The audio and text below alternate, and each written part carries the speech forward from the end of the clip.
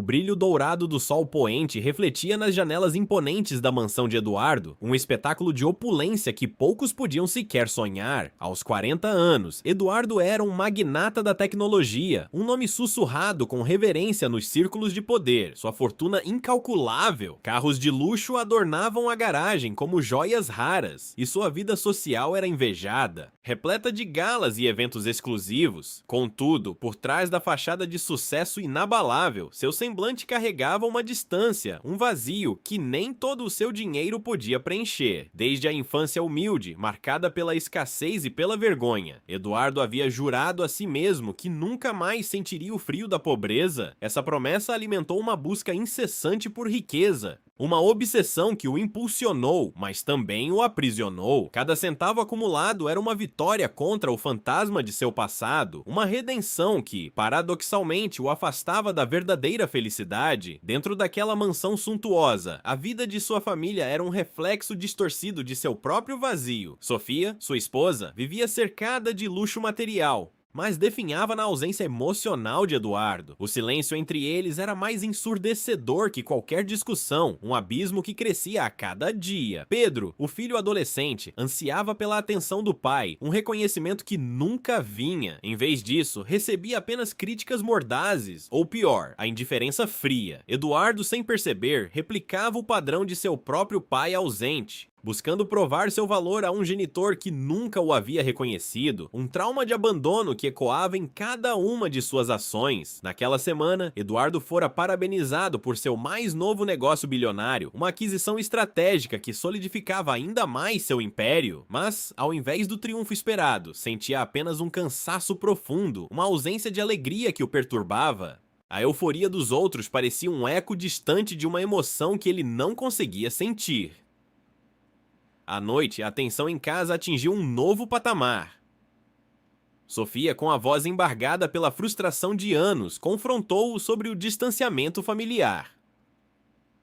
"Não aguento mais, Eduardo. O dinheiro não compra o que perdemos", ela disse, suas palavras culminando em uma ameaça velada de divórcio que o atingiu como um golpe inesperado. No dia seguinte, a notícia de que Pedro fora pego em um ato de rebeldia, roubando um carro de luxo de um vizinho, explodiu na mansão. A fúria de Eduardo foi instantânea, misturada com uma vergonha avassaladora. Ele não via o pedido de socorro do filho, apenas a afronta à sua imagem impecável. Foi então que um antigo mentor de Eduardo, agora um renomado filantropo, reapareceu em sua vida. Em um almoço discreto, ele confrontou Eduardo com uma franqueza brutal. "Você está infeliz, meu caro. Todo esse império não te trouxe paz, apenas mais grilhões." As palavras plantaram uma semente de dúvida no coração do magnata. No mesmo dia, uma ligação trouxe a notícia que abalou seu mundo. A saúde de sua mãe, a única pessoa que ele realmente amava e que o amava incondicionalmente, piorava drasticamente. Confrontado por seu passado, por seu presente desolador e pela iminência de perder a última conexão genuína que possuía, Eduardo começou a perceber a fragilidade de sua felicidade. Aquela vida construída sobre pilares de ouro e ambição parecia agora uma ilusão prestes a desmoronar. Ele estava prestes a perder tudo o que realmente importava. Antes de continuarmos, inscreva-se no canal e diga-nos nos comentários de onde você está assistindo. A notícia da morte de sua mãe chegou como um trovão distante, um som abafado pela tempestade interna que já o consumia. Eduardo não conseguiu sequer lamentar plenamente. A dor, que deveria ser lancinante, parecia amortecida por camadas de desespero e isolamento emocional que ele mesmo construíra ao longo dos anos. Não houve lágrimas abundantes, apenas um vazio ainda maior, um eco da perda do último elo genuíno com o amor incondicional. Ele se sentiu ainda mais sozinho em sua mansão gigantesca, cada cômodo parecendo gritar a ausência de calor humano. Pouco depois, a ameaça de divórcio de Sofia deixou de ser uma nuvem no horizonte e se tornou uma realidade avassaladora. Ela, com uma determinação fria que Eduardo nunca imaginara que possuísse, exigiu a custódia total de Pedro. A imagem de sua família, já fragilizada, estilhaçou-se completamente. Pedro, por sua vez, distanciou-se ainda mais, o olhar carregado de mágoa e acusação. Em sua mente adolescente, era Eduardo o culpado pela ruína da família, o monstro de ambição que havia destruído tudo. Os dias se arrastavam em um silêncio sepulcral pessoal na mansão, interrompido apenas pelos passos apressados dos empregados que evitavam o olhar de seu patrão. Em meio ao caos pessoal, a vulnerabilidade de Eduardo não passou despercebida. Seu sócio de longa data, um homem que ele considerava um amigo e confidente nos negócios, viu uma oportunidade. Convencido de que Eduardo estava fraco demais para reagir, tentou um golpe audacioso para assumir o controle da empresa. A traição acendeu uma faísca de fúria em Eduardo, uma raiva gélida que o tirou da letargia. Consumido pela necessidade de vingança, ele mergulhou de cabeça em um plano meticuloso, usando todo o seu intelecto e os recursos que ainda lhe restavam para desmantelar o sócio. A vingança foi bem sucedida, o sócio foi aniquilado profissionalmente e financeiramente, mas a vitória deixou Eduardo ainda mais oco, mais isolado. A satisfação momentânea evaporou, substituída por um vazio ainda mais profundo. Certa noite, enquanto vasculhava velhas caixas em seu escritório, Eduardo encontrou um pacote de cartas amareladas. Eram de sua mãe. Com as mãos trêmulas, ele começou a ler. Cada palavra, cada frase transbordava de um amor puro e incondicional. Em uma delas, ela descrevia a dor de ter que se afastar de seu pai, um homem bom, mas que, por circunstâncias da época, precisou partir para buscar sustento em outra cidade, deixando uma lacuna que Eduardo, criança, interpretou como abandono. Sua mãe explicava que o pai o amava muito e que a ausência não era por falta de carinho, mas por uma necessidade cruel da vida. A revelação atingiu Eduardo como um raio. Sua busca incessante por riqueza, sua necessidade de provar-se, não era uma redenção pela pobreza ou uma resposta a um pai ausente e cruel, mas uma projeção distorcida de suas próprias inseguranças e da imagem que ele havia construído. O pai que ele tanto odiava não era o vilão que ele imaginara. Naquele mesmo período, o mentor reapareceu, não com uma cobrança, mas com uma oferta de apoio e conselhos. Eduardo, ainda mergulhado em sua dor e em sua recém-descoberta verdade, inicialmente rejeitou a mão estendida. Ele se sentia indigno, envergonhado. Ele se viu sozinho em sua mansão, as paredes ecoando o silêncio de sua alma. Todo o seu dinheiro, todo o seu império não podia comprar de volta o amor de Sofia, o perdão de Pedro ou a presença de sua mãe. Não podia sequer preencher o vazio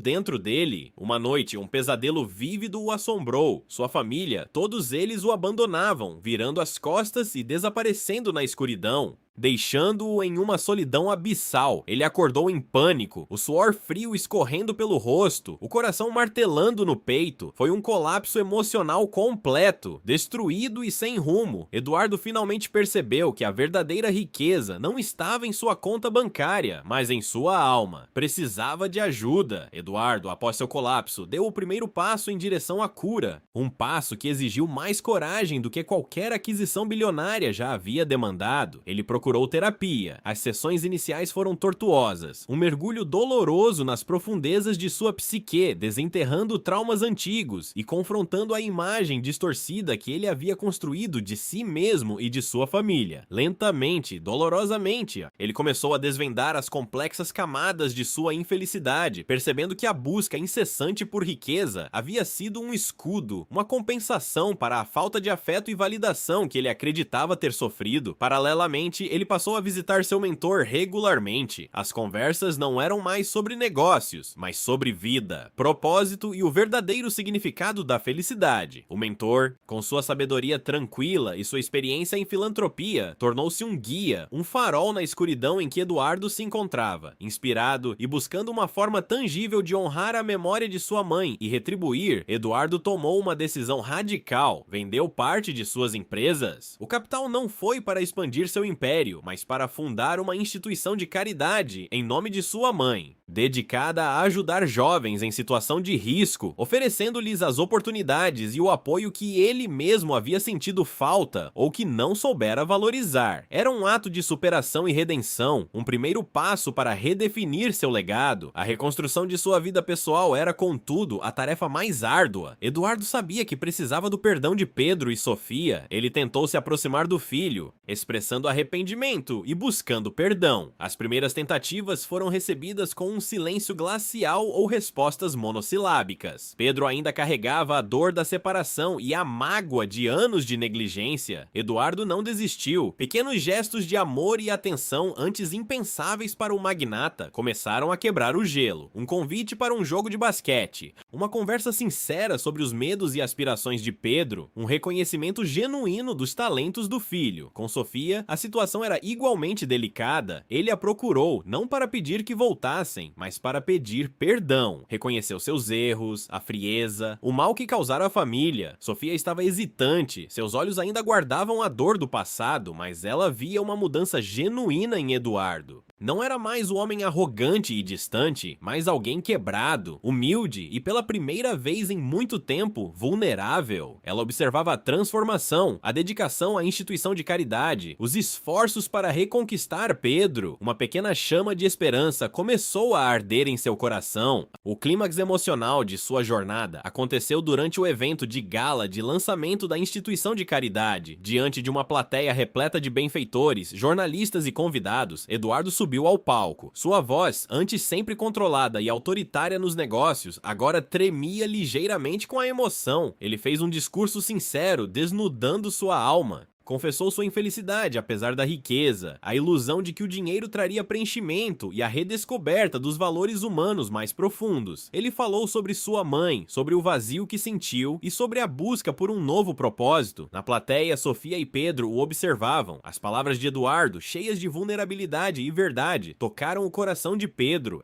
A imagem do pai impenetrável se desfez, revelando um homem em busca de redenção. Quando Eduardo desceu do palco, Pedro, com os olhos marejados, aproximou-se e sem dizer uma palavra o abraçou. Foi um abraço apertado, cheio de perdão e de amor reprimido por anos. Sofia, testemunha daquele reencontro, sentiu uma emoção avassaladora. Aquele era o homem que ela amara, finalmente liberto de suas próprias prisões. Ela decidiu dar uma nova chance à família, não por obrigação, mas pela esperança de um futuro diferente. Eduardo não recuperou toda a sua fortuna original, mas encontrou uma paz e um propósito que o dinheiro jamais poderia comprar. Sua vida não era mais definida por números em uma conta bancária, mas pelo impacto que ele podia causar na vida de outras pessoas. A família se reconectou, aprendendo a valorizar o amor, a presença e a comunicação um do outro. As noites na mansão não eram mais silenciosas, mas preenchidas com risadas e conversas genuínas. Eduardo continuou seu trabalho filantrópico, dedicando-se inteiramente à instituição. Ele descobriu que a verdadeira felicidade não estava na acumulação de bens, mas na capacidade de dar, de amar e de se reconstruir. A história de Eduardo serve como um lembrete pungente de que a verdadeira riqueza não está no que se possui, mas no amor, na família e na capacidade inabalável de superação do espírito humano.